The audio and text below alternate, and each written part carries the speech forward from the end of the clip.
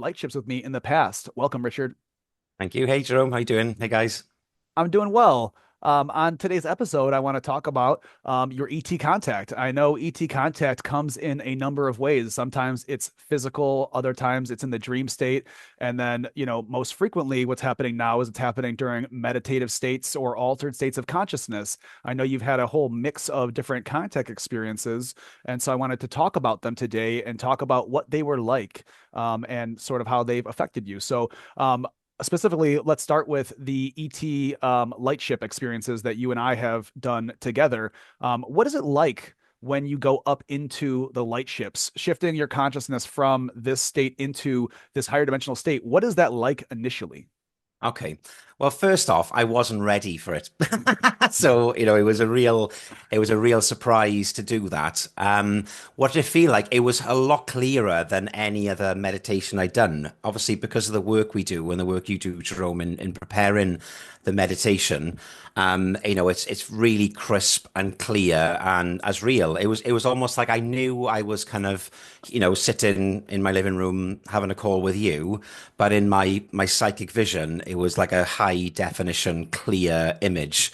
And it was beautiful. I'd never seen anything like it, and I hadn't experienced anything like it either. So it was a bit of a shock, but I wasn't scared at any moment. It was beautiful, So the ship itself was kind of like white, and the only way I can describe it, like a really well designed bit of technology, like you see Apple technology and the Apple phone and things. It was like that. There was no seams. It was all kind of seamless. It was white. It was beautiful. And it was just so light, and it just felt so energetic. And I think when I first went up, I was kind of aware that the ship had consciousness. That's the only way I could describe it. It felt like it had consciousness. So when I was there walking around, I could feel the ship welcoming me, which was so bizarre. So yeah, it was one of the best experiences of my life because I wasn't ready for it. I was expecting a kind of like meditation, and in the past I'd done like shamanic journeys and that type of stuff, but nothing prepared me for how amazing and real it was. So that's something that is sort of common is it sort of takes you off guard because we alter the brainwave states. We go into this meditative state where we're in like between theta and high alpha. We try to stay in the high alpha range. And then when the shift happens, a lot of people aren't expecting it to be like that or that your consciousness will move into this space. And I like the way that you described it because people often describe it differently based on how their consciousness or how their clear senses are interpreting it. And I like so my background, for instance, a lot of times it's a space where there will be different beings or screens on the walls or different things like that. But other times it'll be seen as almost a like a living light field or a crystalline technology. And when you said it feels like it has a consciousness, it very much does. The ship is alive. It is sentient in its own way, where it works through direct telepathic communication. Like the ship communicates to you, and you communicate to it to have it function and to operate. And the beings that are inside of it, it acts as like a container for their consciousness, which is really cool. When you were in there initially, I know we've gone up, several times. What was your first, or not the first? What was the thing that that was the most shocking when you went up there? I know you said it was sort of shocking, but what was sort of the most different than anything else? I think it was the vibration of the beings on the ship itself. Mhm. I think there's such a high vibration. I just felt like I wanted to cry, not in a, fearful way, but there's just so much beauty there. I just felt so much love from those beings. So I think it was just that whole and the other thing was the way they were interacting with me was nothing like I'd experienced before. Mhm. So it wasn't like conversation like me and you were having. There's just this other knowing the conversation. It's just like whole formed ideas and things are passed back and forth, and I wasn't ready for that, but strangely it just felt right. It felt like something in my soul knew this is the way to communicate, and it was just so much more. So imagine being able to communicate but also know how I'm feeling while I'm saying these words, plus with images. So just completely immersive. That was a really good way to describe it. So, when the ETs communicate, they don't communicate with words like we do. They communicate with something called cellular or conveyed telepathy, and so they communicate from their heart to yours, and it's like a signal or a wave that they emit when they connect to you. And they say a picture is 1,000 words, while a movie is a million. And so, typically, the way that they communicate is they will, for the way I experience it, is they'll show you like a movie or a vision or an image, and it's not like a complete story like you're watching a movie. It's just like almost like I don't want to say fragmented, but like different images of things. But then somehow when they come through, you know exactly what they mean, and you can feel, and the information's there. And it's sort of for me the idea of like sending a zip file, where like when you send like a zip file, it's like a larger piece of information, but it means so much more. But it is total in the sense that you'll see or feel, you'll see images, you'll feel emotions, you'll know a bunch of information about it, and you'll sort of know exactly what it means. And the way that it unpacks is sort of, that's why I talk about like a file. It's like it downloads, and then you have this total understanding of it, which is a really cool experience, because most things aren't that style of communication. We're used to words, and these beings, when they communicate, they're not using words. And it's interesting because, like, when it comes to humans and words, words can be lies. And when they're showing you things, or it's like, you have this inner sense of knowing, it just feels so authentic, or feels in a way that you like know that this transmission is of integrity and of love. And so it's a really cool experience. What are some of the things that these beings have shown you when you've been up on these ships? So many. After the thing as well is, after this experience, it didn't just stop when the meditation stopped. The communication carried on. So once you've got that link in place, they were communicating with me often. So, but the first I think one of the first things they did was like doing healing on me, and they helped me remember a lot of my ET past lives. They was like showing me little flashes of those things, which was absolutely incredible. They give me downloads now as well, because you asked about how does it feel. Like that was a pretty out there as well, because although I'm receiving these energetic downloads, which looks like they're handing you a package, but it's five-dimensional object really that they put into your light body, but your physical body feels it too. So I'm kind of obviously down on Earth, and I can feel a vibration. I feel like I'm shaking, but I'm not cold or anything. I'm just shaking as the energy's coming down into my body, but it just feels so pure and so amazing. The types of things I've had, was one of the early downloads was the ability to teach. So obviously they sensed that I was a spiritual coach and a teacher, and at the time I was teaching healing and Akashic records and things, and they give me this gift that enhanced that. And I found since that download, when I teach people, like, because I say you don't need to make notes, and they say, oh, we always make notes. It's like, no, you don't need notes, because when I do it, there's like an exchange of information, and it sticks with people. So, and it stays now. It's fantastic. So that was one of the early gifts I had. Advanced healing, being able to channel light language. So yeah, I A could go lot. on. A lot. So So many, so that, many that gifts. that's Yeah. that's a lot to unpack. So I want to touch Mm, base on the first thing you said. yeah. Oftentimes when they connect to you, when they give you a download, or it seems like they're going to give you a gift, it's like they'll give you an object, and that object might be a crystal or something that seems like, a necklace or something. And Mm, it's interesting because that object, as humans from a reference point, we use tools, or we like objects because it makes sense for us. But really, when they give you this, it is like it's like a zip file, or it's a program, like a package, right? And so when they give you that, it's all the light codes for the ability, or for the transmission, or for the information, right? They might be memories that you have. It's like a package or a plugin. I like to think of it as like in your computer when you download an application, right? So there is a download of information, but then there's an execution file, right? So it's like that they're giving you this plugin that then you pull it into your heart, right? And so it goes from their Merkaba into yours. And so it's like you're taking this program file, and these light codes are going into your Merkaba, into your system, and then there's a physical reaction because it's starting to download into your DNA and your cells, and you feel it in the physical body because the DNA, there's like antennas that receive and transmit. So there's a physical reaction as as the information is downloading, and then once it downloads, it's like you know, or you remember exactly how to do it already. It's not like a thing that needs to be learned where it's like a strenuous thing where it's like, oh, I got to learn it, memorize it, XYZ. It's like, oh yeah, I just know how to do that now. And so I think it's really cool that, our DNA is like a technology and it can hold all these petabytes of information. And when they give you these files, it's like, boom, they're installed right away. And then they'll like, sometimes show you how to use that ability or how to run it. It's like, the intro for the program. It's like, here, this is how you do it. And then boom, go ahead. You can run with it. So that's really cool. That's the first thing you said. The second thing, when you're talking about the ability to teach or to install, that comes from that the same way that they are able to Mm. transfer those codes to you. Then when you are a teacher and you're transmitting, your Merkaba has those light codes in it. And so when you are giving somebody the download, you're literally transferring those light codes or that information from your DNA, your Merkaba, into theirs, to where then it starts to install.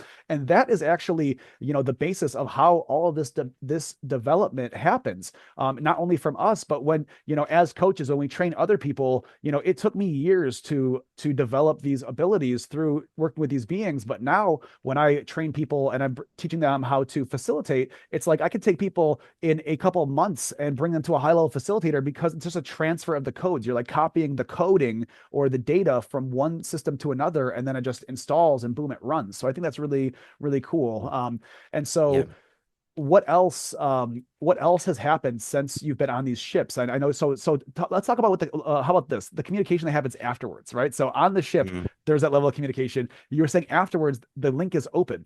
With that link, how do they communicate with you? Is it in the dream state? Is it through your thoughts? You just know things? What is that like afterwards? It can be, yes. So all of the above, really. So yes, in dream states. So after I was getting different beings visiting me, um, quite often it's usually when I'm in bed at night. So I'm starting to relax, my brain's wave states change, and they kind of come through, and they're like, "Hey, Richard." How you doing? We've got some Mhm. things, but it wasn't, because obviously when I went up my light ship, I had a mantid being and Pleiadians, which actually ties into my first contact, because I had an experience with a mantid being in my garden, a physical contact. Mhm. That was my first ever ET experience, which then led me to you. Mhm. But then these other different collectives were coming in to say hi. Um, a lot of the time, it just feels like I just, as clairsentience, I guess, is a knowing.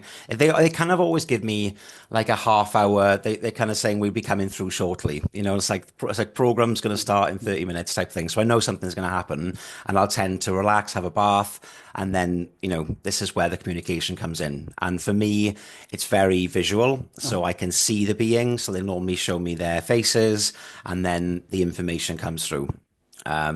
As that developed, then they kind of I was getting light language. So I don't know if people understand what light language is. Obviously, it's another transmission of information, but it'll tend to come through me. And now when I do healing on people, a lot of the time their galactic family will come in. So my kind of role is I kind of introduce people to spirituality, but then quickly then talk about ETs, because I feel one of the things they asked me to do was to normalize this stuff, Mhm. so that as the contacts increasing, people don't get scared, and to make it look that it's all okay. And then they'll use me as the conduit. So a lot of the time I won't have to bring my clients up on a light ship. I will transmit that through to them through my voice.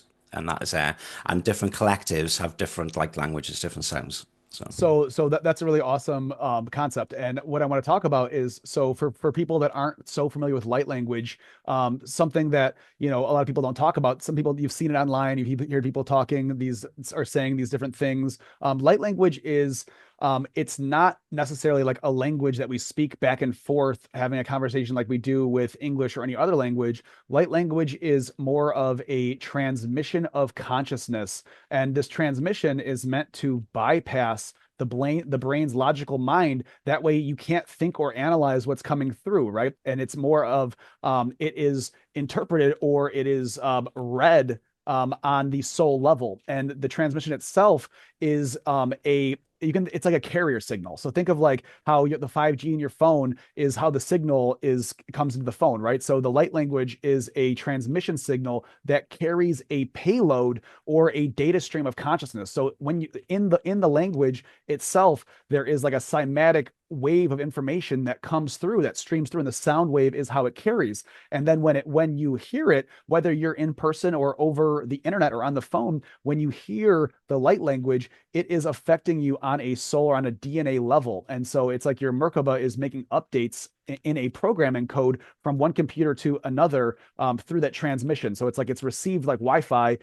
It happens, and then you feel it in your body, and all sorts of things can happen. You can use it for healing. You can use it for clearing. I use it for DNA activation. I use it for quantum entanglement. All sorts of awesome things. And so, and I think that's really cool that you're able to bring the information from their guides through. Do you use the light language when you use that, or what is it like when you do that for people? Well, what the thing is, a lot of people I have to obviously be make them aware. So if someone's not really into this stuff, they tend to go into fear. Because it's like a bit like talking in tongues. And so I have to explain a little bit about it. But one thing I notice every time I do that is that the person instantly closes their eyes and their eyes start to flicker. All the time? You can see their eyes going every day, as you know, all the Yeah. time. So, and they like, why is this happening? So they know something actually is going on, and they're starting to feel energy shifts in their body too. So as long as I prepare people for it, they can, they have the first thing. But my healings, as you know, Jerome, are very, very powerful. And I don't really have many clients that long because they only tend to go 2, 3 sessions because it's so powerful. That is the good that is a sign of a good healer that Yeah. that after you do the work that they don't need to come back over and over. So that's awesome. The thing I want to say about the rapid eye movement, that's something that I've noticed and experienced this whole time is that when the light language is coming through, that when someone has their eyes closed, you'll see the eyes moving sometimes up, down, left, right. And I know that and I think there's studies out there, or this is a common thing that's known, is when you having the rapid eye movement, whether it's in sleep or I know it's used in other types of either healing modalities or even I think like psychotherapists use something with the eyes to like retrain the body to program different emotions and things like that. But it has to do with the body like neural plasticity or reprogramming. In that way, and so that's something that is very common that I think should be talked about more because that's a Yeah. sign that the coding is happening. Yeah, exactly. I'd like to share another story with you, Yeah, Jerome, if of that's course. okay. So, Yeah. so, I was just sitting in my living room, and as I said, so I had a sense that I was getting contact. Now, the manted beings are ones that I'm quite close with, obviously, because my first experience, and they've helped me a lot. And I tend to see like insect legs. That's what tends they like we're coming, just to warn me. And at the time, I was going through a lot, and I couldn't stop crying. I had like loads of emotion all the time, and I couldn't really work out where it was coming from. And I thought maybe it's past trauma. And when the manted beings came through, they said, "Oh, you've got an astral parasite on your form." And I was like, really? Because I said I didn't sense it. They're like, no, it's really hidden. It can hide from you. You won't even know that it's there. So they did. They did a removal. They removed this astral parasite from me, and they said we're going to show you how to do it. And honestly, within about 3 or 4 days, I had a phone call, a client saying, I think I got an astral parasite. So it's they knew that these clients were going to come into me, and they got taught me how to do this to take it forward. And now I do a lot of work with like shadow work, and I don't know, is it worth me explaining astral parasites to people? So when in the in the astral realm, there are certain like mosquitoes that we Mhm, have on Earth. They're astral parasites, and they feed off negative emotions. mhm. And the more they feed off you, they just drain your energy. And they try and maintain that source of energy by making you feel a certain way. So if they're attached onto like your heart chakra, they will be, making you feel sad about things because then they feed and feed and feed, and they get stronger and stronger. So, and a lot of people have astral parasites. So, and I know a lot of work you do, Jerome, isn't it, around helping people clear those things as well. So. Yeah, so that's a very common thing as you're developing. It seems that like when you first start in your spiritual path and you're raising your frequency and you're sort of illuminating yourself, it seems as though like in the astral realm, it's like you light up like a light bulb, right? Everyone's existing, and then it's like the people that are lighting up, it's like they start glowing, and it's like a brighter like fuel source. Like you can think of like when you leave a light out a light on in the backyard and you look up, there's a bunch of like bugs and moths, spinning around it because they're looking at the light. Well, these parasites are looking at you the same way. They see you as a fuel source and they want to feed off of you. And and this isn't meant to be any type of like fear mongering or anything like that. It's just a very common thing. But yeah, they could very easily be removed, with the right help. And then once you raise your frequency to a certain point, it's like that they can no longer affect you in the same type of way. And it seems like it's a very common stage that happens in a lot of people's development. And I think it's really cool too that as a facilitator, as a healer, when you go through certain experiences, they're meant to happen that way. You can then assist others in that same progression. A lot of times when we're on our purpose, you have to go through the darkness to get the light, and you are able to then take what you learned to help others through that same process. And so I think that's a really unique or cool thing that happens, on this path. I wanted Yeah. to ask you, you talk about the mantis beings a lot. What was the difference between the mantis beings when they're up on the ship, when they are sort of a interdimensional or non-physical versus the one that you experience when you were in the physical reality? Okay.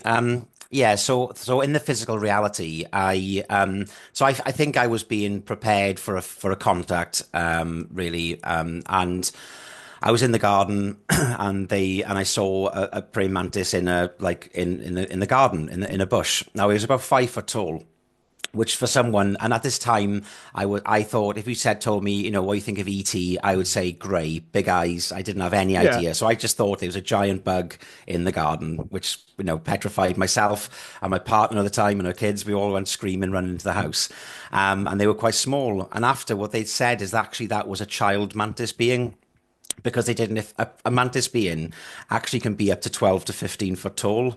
So as you can imagine, that would have probably given me a heart attack. So they wanted to send a child down so it wouldn't be as scary, though it was scary for me. Now on the light ship, obviously, because they go more ethereal bodies, they tend to be more kind of liquid moving, so you get the structure of the face and things, but they move very much like a light body, like a bit of light going around. So yeah, there is a difference in those things.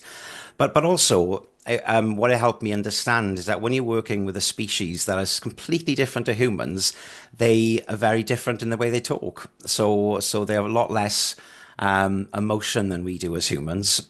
So they're very straight talking. They're straight to the point. They don't really mess around with what they're saying. So how they kind of talk to you is quite different as well. So I guess sometimes I thought, well, that's a bit blunt, but they're just trying to communicate the facts, and they give it straight to you. So Straight to the point. Straight to the point. Yes. they don't mess So around. the one that you saw out in the garden was 5 feet tall, which is still pretty large.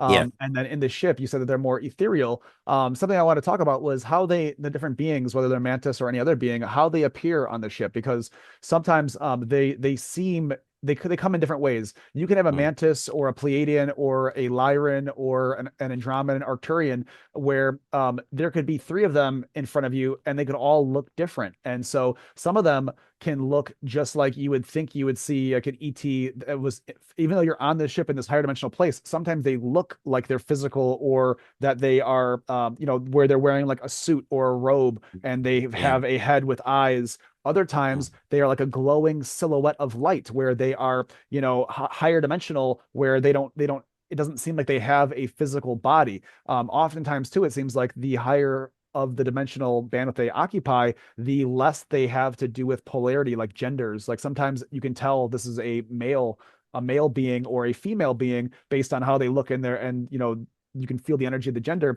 Other times it's like they'll be androgynous, where there is no gender because they're outside of polarity. And so I just think it's interesting how they can show up in different ways, even though they're the same species. Yeah. And as you said, like right back to what we said at the beginning, when you're actually having this contact, there's more information you know about them without even seeing their form. So as you said, even if they're just ethereal light, there's a knowing there that that's a mantid being and it's masculine, because it's all this information going back and forth all the time during the interaction. So it's almost like it doesn't really matter with form, Mhm. because you get all this metadata about them when you just interact with them. So that's incredible too. Yeah, no, it definitely is. And I like our ability to talk about it, in the form of technology, because Mm, when it comes to technology, that's something that the left brain can sort of understand. Everyone uses a computer or a phone and has, basic understandings of, like cell phone signal and transmission and how things work like that. And it's very much the same, as humans, we're like biological supercomputers, and we're interfacing with other forms of life, which are also, a similar they operate in a similar way, right? They've got their Merkaba, they've got their different parts of themselves, and they can send and receive information. And I just think it's really cool that that is how it sort of happens, or that technology sort of replicates our consciousness. And when you understand technology even a small bit, it's easier to understand how this contact happens, and how how it's easy to communicate with them. What is the most interesting thing that you've learned from one of these beings, whether up on the light ship or yeah. in your So, meditative so I, experience? I think what really changed a lot for me was I was on the light ship, and again this time the Arcturian collective was there, and they took me to a room on the ship, and they were trying to show me how I manifest my reality. And the way that was, I sat in a chair, and they brought up like potential future realities, and they said, well, the amount of energy you put into thinking an idea powers that future reality up. So the way I could describe it is like imagine like a tube as a reality, and the more energy you give it, the lighter it gets, the more power it goes, and then it's like the quantum field collapses then into that reality you've chosen. And that made me realize, wow, I am creating my reality. And if I'm giving all my energy to fear or worrying about a situation happening, I'm the one that's manifesting that because I'm putting energy behind it. Even if it's fear energy, there's still energy going behind it. So that really changed how I thought. And, when I get up in the morning, I use affirmations. Today's going to be a great day because, I am the director of my movie, no one else. And that really got me out. That was so important for my healing journey because that got me out of a victimhood mentality. Why me? Why did this happen? Why did this happen? And then they're like, well, you did it. You created your reality. You're And victimizing yourself. yeah, exactly right. Exactly. Having that visual of that happening was amazing. And I use that analogy quite a lot with people when I try and explain how we do create reality and how it's just what we power on it. But we're very good at, we're not. Another thing, people think manifestation only happens on a full moon. We're always constantly manifesting every Every second of second. every day. Every We second. don't just do it when we sit and meditate and asking for more money from the universe. It's everything, every thought, every word we say is vitally important to what happens. Well, what's interesting is, where you're at in life right now is a direct manifestation of all of your actions, all of your thoughts, all of your different stuff that you've done. And it's interesting, like your DNA holds all of the images and the data, right? Your cellular memory, like the eyes being biological cameras, the DNA being the film. Every time that your heart beats, whatever you're looking at is being timestamped with that metadata, which is the emotional charge. And so all of those images store and save up, and that's how we get to where we are. And you can change that data and change the images to manifest a new reality. And it's so cool that there's these different ways that you can affect those images and change your reality. But yeah, the energy and the intention that you put into thing is really the key factor, and that's super super awesome. Is there anything that you've experienced up there that wasn't necessarily so love and light, or has it all been love and light? Um, has it all been? No, it hasn't been love and light. I think again, a lot of the times, sometimes they were kind of giving me messages that I weren't ready for. Hmm. And they were very polite about it, but they kind of show you in a quite a comedic way. So a thing I find is that they've got really good sense of, especially the Arcturians, they got really good sense of humor and they're quite funny. And they got a good way of showing, but sometimes they were being a mirror to my own soul. And then if you're not really on your healing journey, that's quite a hard message to take then. That was because it isn't all love and light, is it? And you've got to look at your own actions. You've got to look at the parts of yourself that you cut off. I do a lot of shadow work now and shadow coaching because it's actually the biggest bit of work. It's not all love and light. You have to look at your whole self, and it's bringing in the parts that you don't like into your whole and makes you more complete and accepting yourself as a full form human. And we make mistakes. So there's times where they were showing me things that I didn't like, but bless them, they made me laugh at the start and they made me laugh at the end. So I kind of left not feeling good. But yeah, there's sometimes that's kind of difficult. And they're very, very patient as well. So there's sometimes I'd go up and I would be like, what do I need to do? What do I need to do? And they're like, we're not going to tell you what to do. Remember, Mhm. it's free will and you were doing, it's your life. We're not going to take that away. We're not going to rob you of that. We're not going to tell you what needs to do. Just do what you enjoy. Do what brings you joy. And it's just such a new way of teaching. And in a way, I guess I've kind of developed that myself in my teachings with people. I don't need to tell people what to do. They're living their own lives, so you can learn a lot of examples from them too. The other amazing thing too, is that once I've done events, obviously we've done an event together, Jerome, I've run like wellness shows, is that they'll offer help. So I might get the Lyrans. So Lyrans are like the kind of more feline beings. Mhm. And they'll say, oh, we can co-create with you if you want. And I might get the Arcturians saying, we can co-create with you, or the Pleiadians. And I get to choose what energy I use. And they're all quite different. And a lot of time I'll stand up on stage and I don't know what I'm going to say or what I'm going to do. And then suddenly, just comes through. And people are like, wow, that's amazing. So, yeah, that's really Yeah, good too. they definitely have a powerful influence on our consciousness and what we're here to transmit. And I just really love that.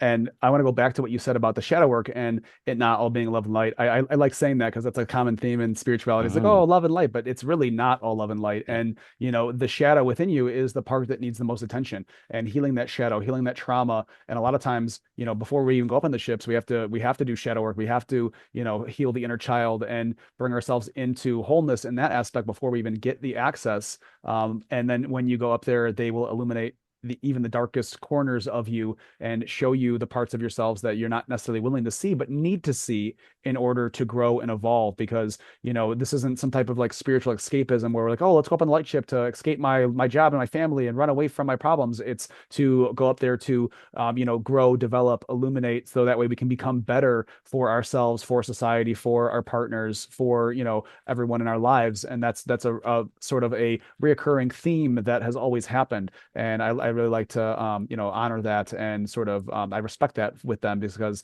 sometimes it's not healing isn't easy, and being shown certain things that you need to change in your life is never typically an easy thing, but it's necessary, and it's necessary if you want to yeah. grow. And so it's good that they will shed light on that.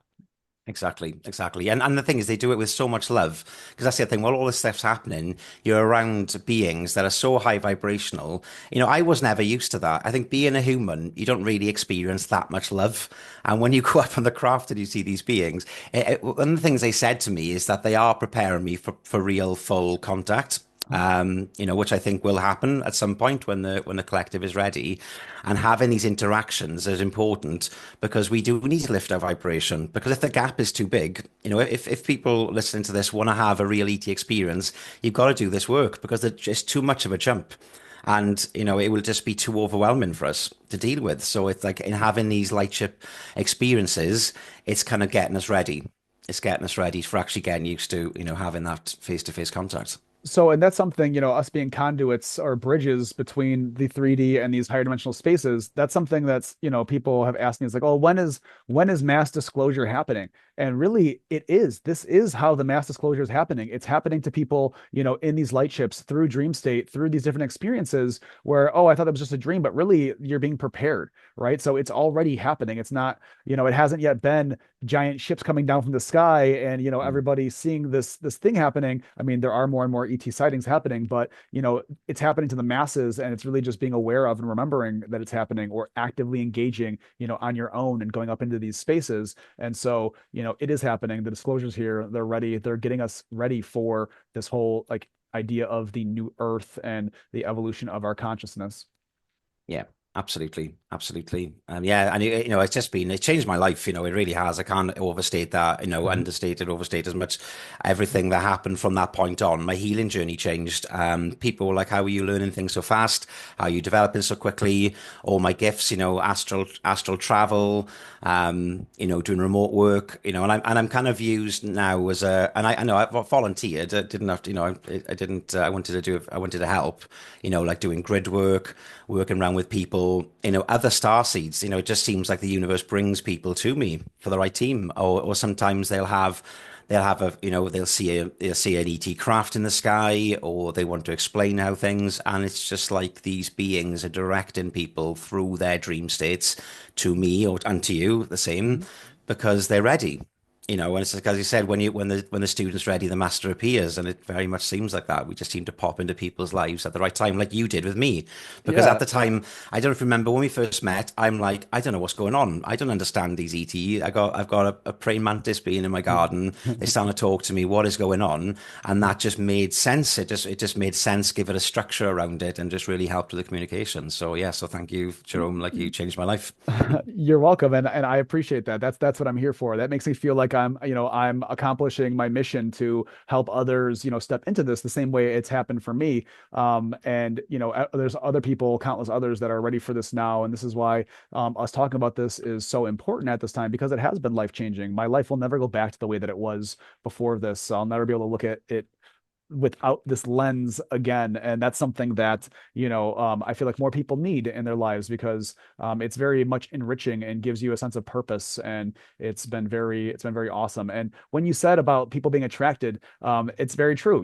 Someone will connect you, or you'll see a thing and you feel like, oh, I'm in the right place. It's happened going on different shows or different things like that where there's an audience and you'll be speaking about a thing, and I've had countless people tell me that want to come have a session after a show, and they're like, you were saying a thing and literally like it resonated I could feel in my body, like while you were talking I could feel things happening, and that's sort of your body or your a confirmation that the words or that the transmission is right for you. And so that's something I encourage anybody that's interested in having these experiences, that there are people like myself and Richard that can facilitate these experiences for those that are ready. And even if you think you're ready, typically you're not until you have the experience, because it's never what you think it's going to be, and then you're like, oh my god, it's Yeah, something very multidimensional, because exactly. when we go up there, a part of your consciousness is going up there. Your physical body is still at home, but it's like a part of your consciousness is there, and it's affecting you up there but also physically in your body. And so it's a really cool experience. It really is. One thing I didn't mention, because there's so many guys, sorry, there's so many experiences, it's hard to pick them all. But when I was actually able to fly the lightship, that was an absolutely incredible experience as well. Because I was able to sit like in a seat, I kind of put my hands on two pads, and then suddenly my consciousness was the ship's consciousness. So to actually feel like a ship, and then just by the thinking of a place to be there instantly is, I can't believe I forgot that. But yeah, that was absolutely incredible as well. Having that, and then after our own experience, I could do that without you. Once we have these experiences, once you show, it's like a map, isn't it? Once you show people the place, they can connect to themselves, and they can travel anywhere or just hang out. There's been times I've gone up there just to hang out with them and just to talk, and nothing in particular, just to say hi, and that's really good too. Yeah, so the ship itself, it creates like a symbiotic relationship where you connect and merge your consciousness with the ship, and then it's like an extension of yourself where you Mm. can project or move the ship, anywhere in the world, the galactic. The ship can be used for different things, right? It's a container, but it's also a technology, and it's like a tool that you can use to, clear things. There's healing technologies. There's all this awesome technology aboard the ship that comes to you at the time that you're ready for the development based on, your purpose and your path. But it's really cool because it's more than just a container. It's more than just, going up on a ship. The ship itself, you're able to access it at a certain point once you've had the training and the development. So that's awesome. A really awesome Yeah. aspect of it. And actually, I've got the play agents talking to me now as we're speaking, and they're saying just to have the bravery to share your experiences. So once you have these amazing experiences, me and Jerome, to have the courage to tell people about it, because that's the hardest thing sometimes. People have these experiences and they go, "Oh, I can't tell anyone. Everyone will think I'm nuts." But this is part of the disclosure. You're being part of this movement, and the faster we do this, the faster our experience is going to happen. The more the collective can accept this. We are this timeline. We talked about this timeline coming in. It can move a lot closer if we are able to talk about it openly, and just having that courage to talk about these experiences. And when you say it and with authenticity and from your heart, people will believe you and understand. So it's Yeah, just having the courage. the courage is really important. And years ago when this first started happening to me, and I was telling people like, oh, like I'm going up in these spaceships talking to these ETs, I got a lot of like scrutiny or people telling me like, if like, are you losing your mind, or if you keep telling people Yeah, you're you're on talking to drugs, anything like that. Yeah. talking to ETs, Hmm. you're gonna end up in a mental institution. These different things, or like what are you smoking, or it's got what are you taking mushrooms, this, that, and the other, and it's not any of that. It's a frequency, vibration thing that happens, and this is something that all of humanity has access to. When I say like that you and I aren't special, I mean in the sense that we're not different than anyone else. Everyone else has the same capacity, and when your DNA activates, you are able to engage in these same activities and same experiences, and that it's actually a Yeah. part of your body. We all have chakras, we all have a third eye, your Merkaba, all the things are built in us. It's your birthright to access this type of technology. Exactly. I think as well, it's about I think the reason, because I asked that question, why can we do this and that, but it's our openness. I think if you're open to new experiences, you're open to things, because if you close off, they won't happen. Because that's free Right. will. If someone 1,000%. says, even with healing, if I got a client coming in, I could be the strongest healer in the world and have all the light codes. But if that person says, nope, then I won't be able to even get into their aura, because that's how powerful we are as beings. Even if we decide not to, we can just shut ourselves off of these things. And it's such a shame then, because they don't get to experience multidimensionality, all these different beings and collectives. And they're all here to help. And the numbers are mind blowing. We're not talking about five or six, beings. We're talking millions and millions of beings across the galaxy, all are wanting to help humanity, Yeah. and they love, They are waiting too, for you to ask for their help, right? So they will not break your free will, and they will not reach out to you. You have to reach out to them in order to make contact or want that contact, and it's because they don't want to. They have no business accelerating your consciousness if you're not wanting that, or not ready for that, or if you're not ready to heal. They're not just going to come do it to you. Not these beings, at least the ones that we're working with. Anything of Yeah. love, light, and integrity isn't going to break your free will. And so that's a really important thing to understand. Well, so thank you, Richard, so much for being here today. I I really want loved to it. say I loved your stories, and thank you for sharing your experiences. It's been such an awesome journey that we've shared together and Yeah. independently. And I know it's going to just keep happening. And as we keep rolling this out for people in the future, more and more folks are going to start waking up to this potential and to their divine nature. And so thank you so much, for being here, and thank you everybody for listening today. Stay tuned for the next episode. Thanks, guys. Cheers. Bye. Bye.